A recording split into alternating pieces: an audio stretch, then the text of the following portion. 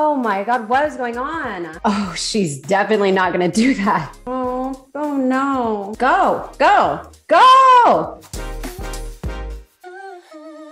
Hi, welcome back to the Truth Doctor Show. My name is Dr. Courtney Tracy. I am known as the Truth Doctor, and today I'm finally reacting to episode 3 of Arcane. Those of you who commented that I wasn't pausing throughout the first or second episode were actually not incorrect. I was trying to make our gross runtime a lot shorter. However, I did miss the scene where Jace was attempting to take his life after being kicked out and having his mother essentially betray him in front of the council. I have to say that humans in general, when we get to a point where we feel isolated, where we feel alone, where we feel like our beliefs and our ideals cannot be mirrored in our society, and we're actually getting shunned because of that, along with our support system appearing to be crumbling right before our eyes or within our hearts, can cause us to feel isolated, independent, and like life may have no worth. And so if anybody's been there where Chase has been, and I know from experience also, then I'm glad that you're here. And again, that's part of why I say what I say when I say that I'm glad that you exist, because I know it can be really hard sometimes. With that being said, I am not going to talk over what I'm watching, and I'm going to be paying very close attention, because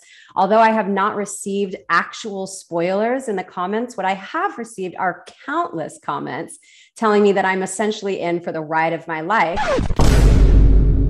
during episode 3 of this series. Here we go. I'm really nervous.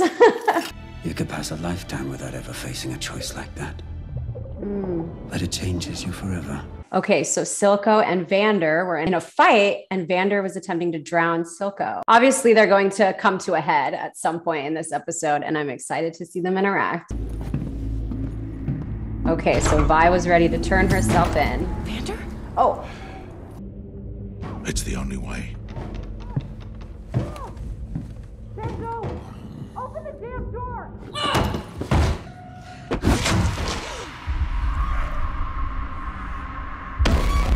What?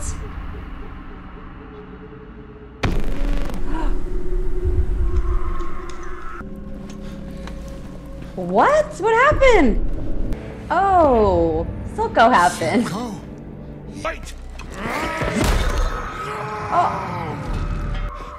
What? Stubborn to the end. Oh my God, what is going on? God, come on. Vi is definitely not going to just allow this to happen to Vander. First, she wants to seek her own revenge. She has her own vengeance that she wants to handle. And she has this aggression, this rage, this anger, this justice that she wants to serve for the people that she loves and for the city that she lives in. The fact that Silco now has Vander clearly isn't going to be good. Everything that Silco was saying in the beginning about how he essentially was changed. So there's also revenge, anger, and a desire to get back at Vander for whatever it is that he took, whether that was just Silco's self-esteem, his power, his ability to have a stance in the Undercity. I'm like even having a hard time trying to break this down psychologically, because I feel like I just got hit with something so intense. Do you think it was my life's ambition to be an assistant? Scientists seek discoveries, ways to make the world a better place. This Hextech dream of yours has the potential to do that.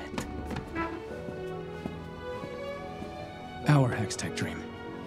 I also have a feeling that the fact that Victor is so ready to go and risk his career, his stance, because he wants to not be an assistant, he wants to do something and make the world a better place. That is how Jace felt and how he expressed that he felt when he was taking all of these risks, when he felt like it was so important to do this too. And so I feel like the way that Victor just said that probably made Jace feel even more empowered to do what it is that he originally set out to do. This connection that we're seeing here between Victor and Jace, I think is very meaningful. I think it really gave Jace the opportunity to feel connected to not feel alone. Oh, did he see it too? I saw everything. Oh, he did. So they... What about Vander? They took him. The base violence necessary for change. But we both know The base topside violence isn't necessary for anything change. else. what I did to you. I've never forgiven myself. You are my brother. You die for the cause, but you won't fight for one.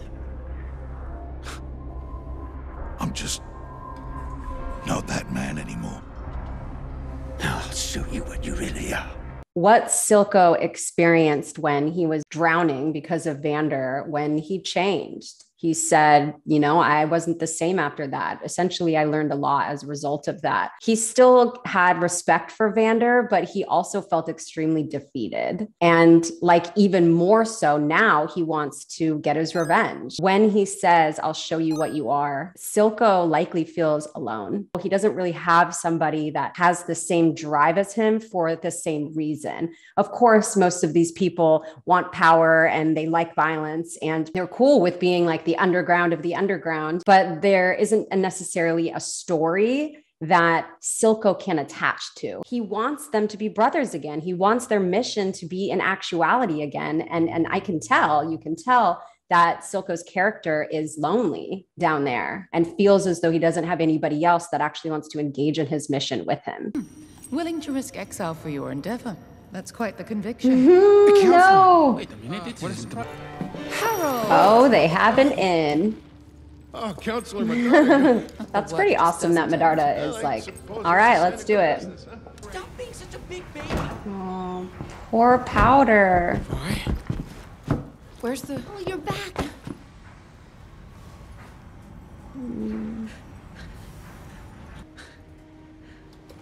You're not doing this alone, Vi. He's our father, too. Do we know where they took him? Echo followed them. The old can... You're not coming. I'm not afraid. Oh, It's she's too definitely not going to do Barely that. Stick together. You said it yourself. I know what I said. I want to fight. I can help. You're not ready. Vi leaving like that with Milo and Claggor must have been so devastating for Powder. Powder gets so anxious whenever Vi's not around, and you can see she always like latches on and gets so happy when she can hang out with Vi or have Vi's attention. So the fact that not only did she know that her parents were killed, now she knows that Vander's taken away. She also knows that Vi is going to go fight in this and that family's supposed to stick together. Ohana means family. Family means nobody gets left behind. or forgotten. And in this moment, all of her family has left her. Ah, Are you sure you know what you're doing? no. I mean, you're not even going to cover the window. Oh no.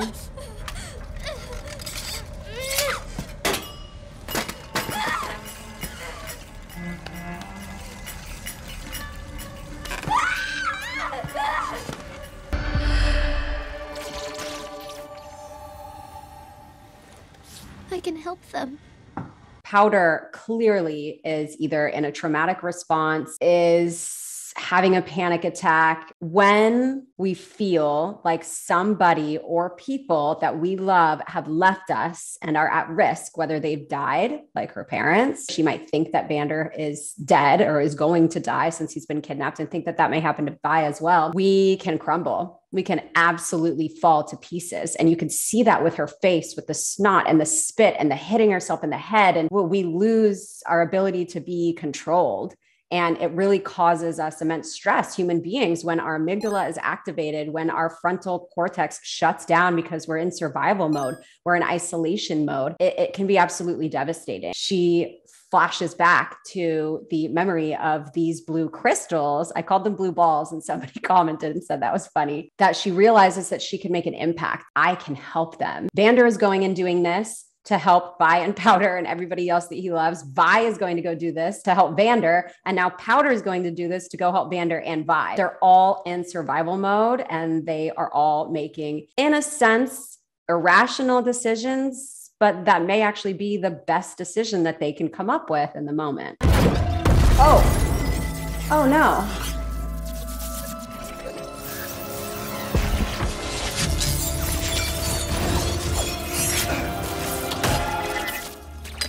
Vi, Oh, she found what are you him. doing here? Welcome.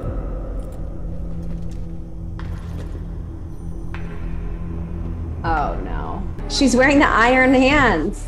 The positions have switched from Vander to Vi. Damn, that's a shot right there. Milo, come on. Oh my God, Powder's coming. Take a breath. You can do this. This is what happens in the human body and brain when we take a breath. When we take a breath, when we breathe in through our nose, breathe out through our mouth with our mouth open a little like this, and we breathe out for twice as long as we breathe in, what happens is it lowers the hormones and chemicals in our body that are causing us stress, tells our amygdala that we have time to breathe out more than we breathed in, which means maybe our environment is not as stressful as our body thinks that it is. And then when our amygdala gets quieter and these hormones and chemicals slow down in our body, then the frontal part of our brain can be more activated. The survival, emotional, amygdala part of our brain can shut off. The planning, the execution, the problem solving, and the critical and rational thinking part of our brain. So when Vander says, take a breath, what he's wanting is for Milo's body and brain to calm down so he can think better, have more fine motor and hand-eye coordination, and get him the hell out of there. Powder. Ready to rise to the surface. Oh, he certainly wants revenge. Jeez, Deckard.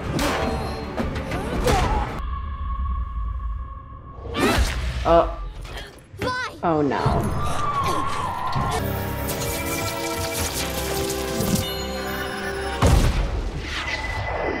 He did it. Oh, badass. This is not what Piltover's future looks like, my dear boys. That's for the council to decide. Perhaps it's time. All right, Powder, let's work these things. You have to work for me. Go! Go! Go! Oh.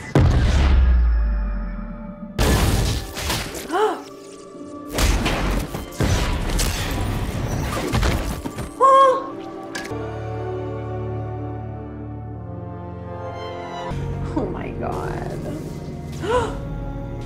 Is that Vi?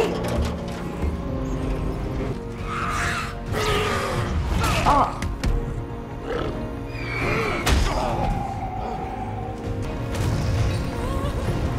Oh my God, she figured out it was Powder.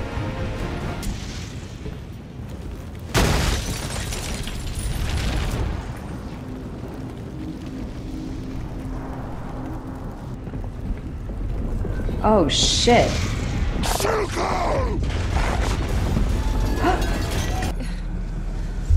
Take care of Powder. Take care of Powder.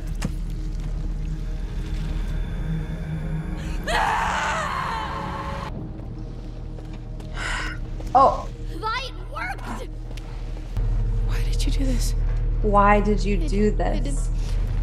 I was saving you. I was saving you. I told you to stay away! No! Why did you leave me? Because you're a jinx! Do you hear me? Milo was right! No! Oh, and now she really leaves her. Oh no, this is not good.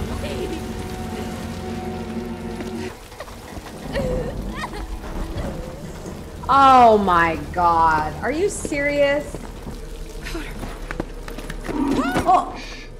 I'll kill you if he hears you. Little girl, where's your sister? She is not my sister No. She is not my sister anymore. Cut ties. That's exactly how Silco felt. You are not my brother anymore. To Vander connection. We will show them all.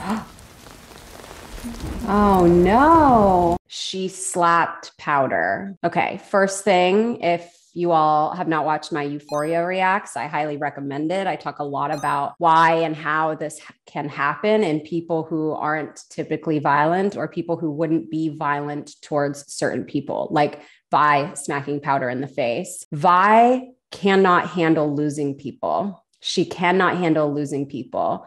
And the fact that Powder initiated an action that made Milo, Claggor, and eventually Vander lose their lives, she wanted to sever ties. Like, I can't handle this. And I think that she was realizing that she couldn't handle it after she slapped Powder. She was staring down at her hands, trying to figure out how it was possible that she could enact such a behavior onto somebody that she loves so much. Powder is vulnerable. I caught on to that. I'm sure many of us caught on to that in the first 2 episodes of she has a hole to fill. She has these attachment needs. She wants to be seen. She wants a family. She wants to be included. She wants to feel like she can make change and have power and be seen as important. When we feel emotionally hurt by somebody, when we feel like somebody has abandoned us, we can often put up a block. We can put up a barrier, and we can want to make them feel the way that they have made us feel. You can see this a lot with certain attachment issues. You can see it with certain personality disorders, and you can see it in Powder's presentation. It's also interesting, the dynamic of she's such a young little girl still, making toys, even if they're toy bombs, holding on to that stuffed animal, wanting to be connected with and held, and because she wants somebody to be there for her. There's this unhealed pain that lives within her that is going to surface. And when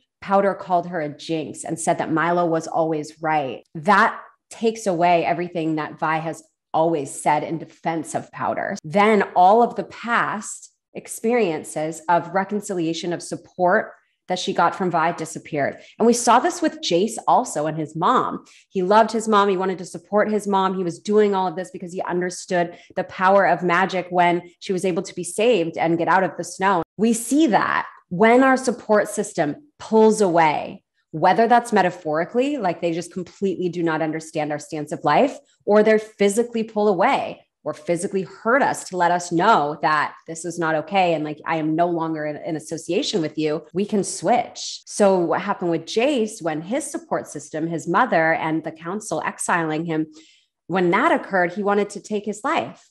That was it. He was done. He was done trying to be this helpful person until Victor came along. We also see this now with Powder, who feels like her support system is gone. They've either died or they've left her and turned against her.